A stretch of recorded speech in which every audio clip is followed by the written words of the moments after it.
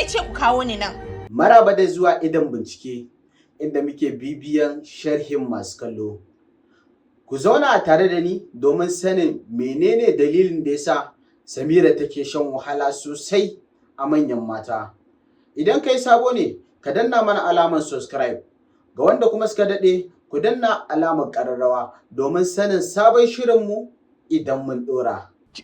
Kaga dakata, maza da Allah ya sauri ka je ka kawo mana magunguna. Bayan gudowa da ta yi a gidan da ake gana musu azaba, ake amfani da mata domin su aihu a siyar da yaran da su.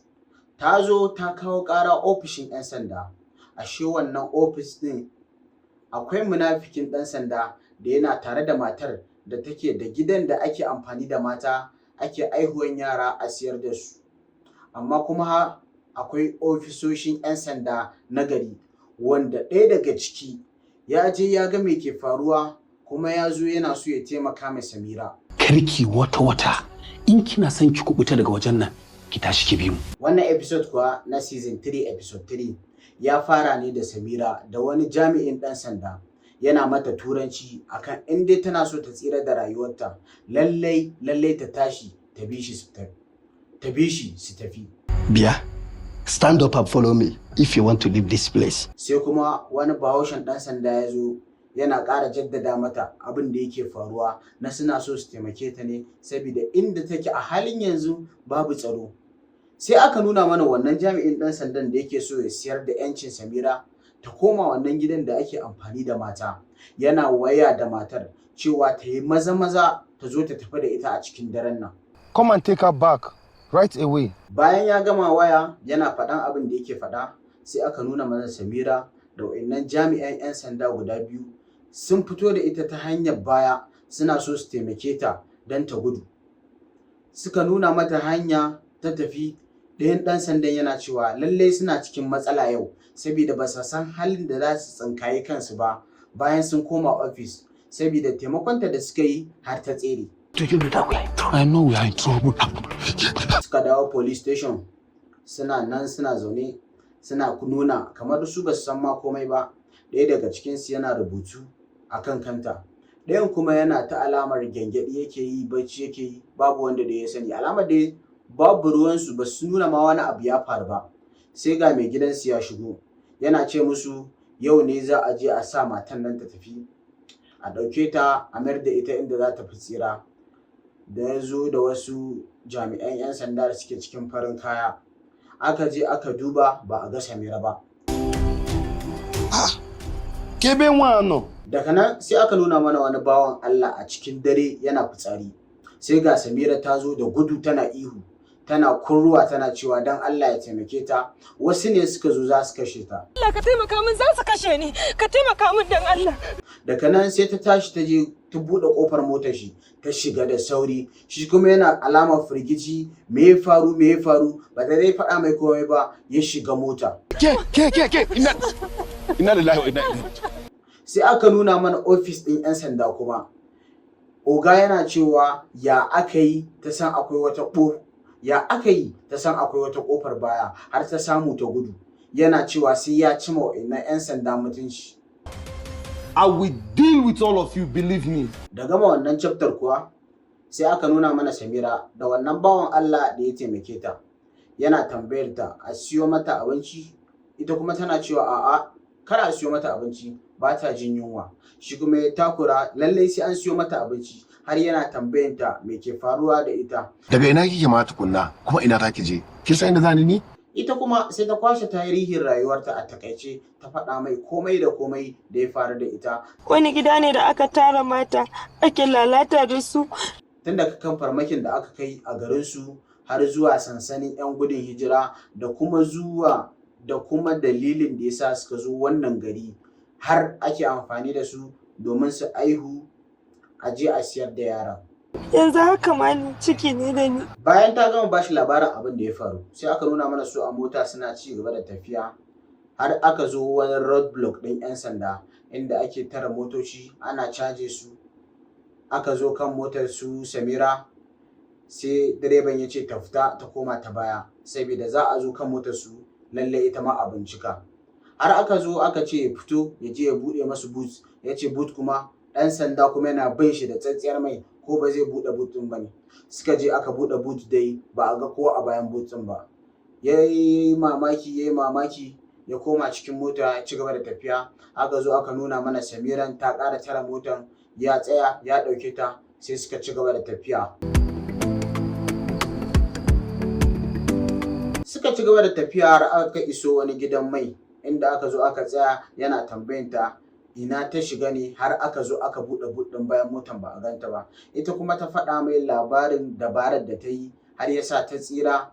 Dai ya ce to tunda dai haka ne asuba ta yi zai tsaya ya sallah a wannan gidan man, ita ma ya kawo mata ruwan alwala ne ta yi sallah. Ta ce eh. Na ga lokacin sallah yayi ko asuba ta yi. Wayewar gari kuwa a gidan su Karima muka tashi inda muka ga 'yan tim ɗin manyan mata sun zo ɗaukanta a mota an rako ta daga gida har ma da mijinta. Amma shi kuma wannan mijin ya dage ya je gurin aiki duk inda za ta je yana biye da ita. Har yana cewa shi bare iya bari ba muharramanta ba kowa ba a dinga yawo da ita saboda haka don kare mutuncinta dole ne ma ya bi ta duk inda za ta je. Amma ita kuma Karima sam ta ƙi yadda, ta ce lallai sai dai ya zauna a gida har ta mai alƙawarin kawo mai tsaraba. Ya zaɓi me yake so a kawo mai ya ce kaza, har yana ƙara yin gargaɗi cewa lallai kar a kawo mai wannan kazar idan ba mai zafi ba ne. Ita kuma tana cewa ko da ma an kawo da zafi za ta iya ɗumama mai. Yana ce mata ta yi shiru a hankali saboda 'yan gutsuru ma kar su ji. Tana ƙara faɗa a hankali ita kuma tana cewa in dai ma kazar ta yi sanyi za ta ɗumama mai. Har ta shawo kan shi ya yarda ya koma gida, ita kuma suka tafi a mota. Zan kawo. Tafiyar su kenan ya juyo ya ga matan shi biyu suna kallon shi. Ya tsatsiyar musu ya ce me dai haka, har ya kore su suka koma gida tare da 'ya'yansu a guje. Ya biyo su har cikin gida ya musu kaca-kaca ya ce akan Karima babu abin da ba zai iya yi ba, zai iya rabuwa da kowace ce sai dai daga shi sai Karima su zauna a iya gidan.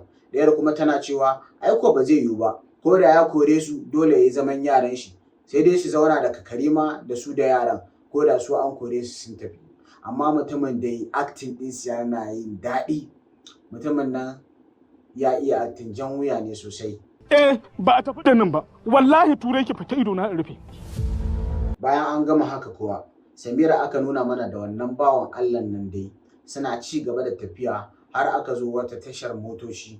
Yana ta gaggaisawa da jama'a, yana ta harkokin shi. Suna tafiya kuwa sai abu ya dame ta kamar dai rashin lafiya har ta kwanta ana neman taimako.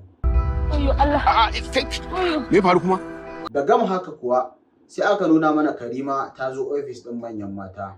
Mutane suka taso da gudu suka zo suka tarbe ta. Aka fara maganganu, tana nuna musu mahimmancin aikin manyan mata da aikin da za a yi ko da Hajiya Laila ba ta nan za a ci gaba da yin ayyuka. Har tana roƙa dai a ci gaba da mata addu'a kan Allah ya ba ta lafiya ta dawo bakin aiki a ci gaba da komai yanda aka fara tun farko. Har tana cewa wa'inda aka ma alƙawari ma ba wai za a dakata da alƙawarin da aka yi ba ne, za a biya musu buƙatunsu insha Allah. Su kuma suna ƙara ɗorawa da cewa wannan sharrin da aka ma Hajiya Laila da mahaifinta insha Allah asirin wanda ya yi ma sai ya tonu. Ma'ana dai magoya bayanta ba su ji daɗin abin da aka mata ba, har aka mata addu'o'i masu daɗi. Kuma daga nan kowa ya watse, ita ma Karima ta shiga cikin ofis ɗin manyan mata domin gudanar da aikin da ya kawo ta. Shigarta kenan sai suka haɗu da wani jami'i da yake cikin manyan mata, suka gaggaisa su kuma suka ƙara haurawa ofishin da ke sama. Har tana tambayar abokiyar aikinta me da me za a yi, ita kuma ta faɗa mata abin da ya kamata a yi. Tana nuna mata cewa ba za ta iya ba, ta ce dalilin ma da ya sa aka haɗa ta da ita kenan domin rubutawa da karantawa a harfan turanci yadda ita ba za ta iya ba. Suka zauna dai suka yi aikin su tsaf har aka ɗauke mana su. Ai shi yasa ta ce na kasance tare da ke, saboda in mun zauna sai in karanto mana. Daga nan sai muka ga Samira a cikin nafi an kawo ta ana gudu da ita akan titi. Alamar dai mara lafiya haka tana ta mutsu ko dai mai naƙuda. Daga nan sai aka nuna mana gidan Alhaji Sango da ɗan gutsuru tsoman shi ya kawo mai gulma, ya kawo mai munafurci. kan cewa babban minista ta shigo garin manyan mata, inda aka zo yake faɗa masa me zai kawo ta, har suna cewa ja da su da aka yi shine dalilin da ya janyo Laila take cikin halinta. Duk wanda ma ya shiga harkar shi ba zai ji da daɗi ba. Tun da suka ki janyewa, maganar janyewa ma ba a yi ba. To shi kenan. Wa'inda suka san shi dai ba sa shiga harkar shi, sai dai wa'inda suka san shi dai ba sa shiga harkar shi, sai dai wa'inda ba su san shi bane rashin sani sai ya ja musu su je su shiga harkar su har ya zo ya zama matsala a gare su. Shi dai yana nuna cewa ba a taba shi a zauna lafiya. Wannan mutumi dai ba mutum bane dan siyasa na gari, ko kuma ba mutum bane mai imani yanda yake nuna alamunsa. Mu zuba. Daga nan sai aka nuna mana ita matar da ake magana a kai ta zo a cikin asibiti, ta zo duba Laila. Tana duba ta, suna gaisawa, tana nuna mata alamar tausayi da ta yi na wannan sharri da aka musu, don ita bata yarda cewa wannan abun wai da gaske ya faru da Laila ba, ko kuma ya faru da mahaifinta, kawai sharri ne na 'yan siyasa. Kuma har tana mata alƙawarin cewa insha Allah sai ta gano duk wa'inda suka yi wa'innan sharrin, ta gano gaskiyar duk abin da ya faru, ko ma a ce abin ya faru sai ta gano gaskiya, ko kuma ma bai faru ba. Alama dai tana jajanta ma Laila, kuma tana ji mata tausayi sosai bisa abin da ya faru da ita, daga kan familinta, iyaye har zuwa kuma kanta. Ba za ku taɓa mantawa da shi ba.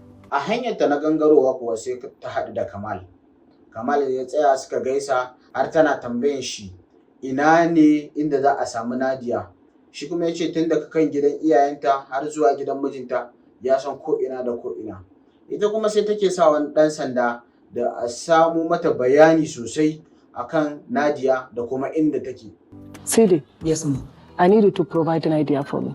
Daga nan sai aka nuna mana jami'an 'yan sanda sun zo gidan su Nadiya. Sun kwankwasa kofa, mai gadi ya fito yana waye. Ɗan sanda kuma ya ce mai ya buɗe kofa. Buɗewarsa kenan yake tambayarsa ina mai gidan. Ya ce mai gidan ya tafi aiki baya nan. Ina matar gida, ita ma aka ce ta tafi asibiti ba ta nan, da yake an san likita ne. Sai aka tambaye shi ina Nadiya. Nadiya tana cikin gida. Ya ɗauke su ya kai su har gurin Nadiya. Nadiya ita kuma ta tashi a firgice, tana salati. Me ya faru? Sai ɗan sanda yana zuwa ya nuna mata da arrest warrant ɗinsa ya zo saboda za a tafi da ita. Sai ta ce za ta kira mahaifinta. Ɗago wayanta kenan, shi kuma sai ya fusge wayanta. Ya ce ba ta da 'yancin yin kiran waya har sai an je inda za a je. Ya ce wasu 'yan sanda su taho da ita. Ta ce a kan me za a taho da ita? Sata, bashi ko kuma tara? Ita za ta taho da kanta. Suka sa ta a gaba, suka tafi da ita. A'a, a sa ni a gaba kuma? Kamar wadda ta yi sata ko kisan kai? Asibiti kuma sai aka nuna mana Samira a cikin wani hali ana mata aiki. Aka kawo ma wannan bawan Allah wata takarda akan ya je ya siyo magani. Matan kuma waɗanda suke kula da marasa lafiya suna nuna tausayi da rashin jin daɗi halin da aka bar Samira a ciki. Suna ɗora ma wannan bawan Allah da bai san komai ba laifi akan me yasa maza bayan matansu sun yi juna biyu ba za su inganta tsaro da kula da lafiyarsu ba.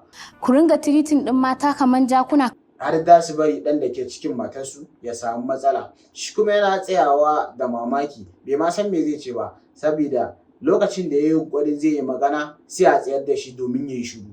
Bayan shi kuma bai san hawa ba, bai san sauka ba. Kaga dakata. Daga nan sai aka nuna mana Nadiya da 'yan sandan nan da suka je suka taho da ita. Tana tarjiya, tana nuna taurin kai. Me yasa za a ce an kama ta kuma ba a kai ta ofishin 'yan sanda ba, za a kawo ta wani gida? Ita tana tambayan me yasa ma za a kawo ta nan, kuma wane ne yasa a kawo ta? Daga nan sai aka nuna mana minista. Ta ce ni ce nan na sa aka kawo ki. Sai dai aka nuna mana su suna kallon kallo.